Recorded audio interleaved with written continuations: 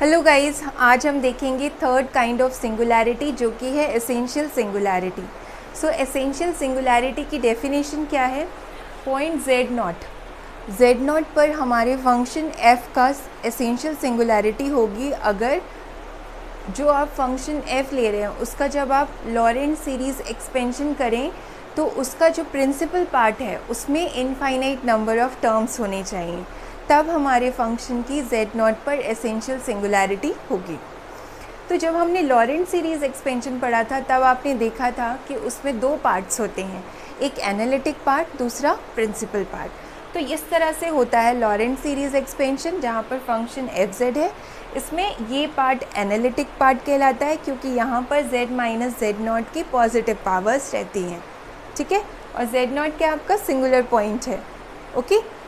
फिर ये एक रहता है पार्ट जिसमें नेगेटिव पावर्स रहती हैं, z माइनस जेड नॉट की पावर नेगेटिव रहती है, मतलब डिनोमिनेटर में रहता है ये पार्ट, ओके।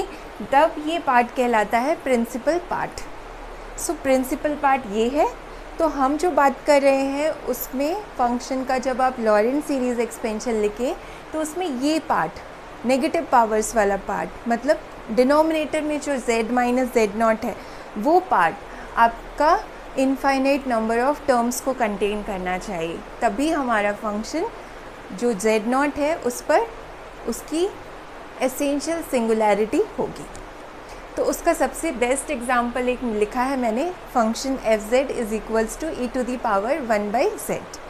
आप देखिए इस फंक्शन की सिंगुलैरिटी है z इक्वल टू 0 पर, ओके। z इक्वल टू 0 पर ये सिंगुलर है, सिंगुलर पॉइंट इसका क्या है, z इक्वल टू 0। और जब आप इसका एक्सपेंशन लिखेंगे e to the power x का एक्सपेंशन क्या होता है, 1 plus x square by 2 factorial plus x cube by 3 factorial, उसी से आप इसका एक्सपेंशन लिखेंगे तो ये इस तरह का आएगा, 1 plus 1/z plus 1/2 factorial 1/z square plus 1/3 factorial 1/z की पावर 3 प्लस सो ऑन। तो आप देख रहे हैं यहाँ पर जो आपका ये डिनोमिनेटर है इसको आप z माइनस 0 भी लिख सकते हैं। z माइनस जेड नॉट रहता है तो z नॉट क्या है, सिंगुलर पॉइंट है, हमारा यहाँ 0 है तो z माइनस 0 आप लिख सकते हैं। तो यही है प्रिंसिपल, यही है आपका Laurent series expansion function f का। और इसमें जो ये पार्ट है only one, this is the analytic part जिसमें एक ही टर्म है, क्योंकि इसको आप लिख सकते हैं z टू दी पावर 0 और वो इसमें आएगा।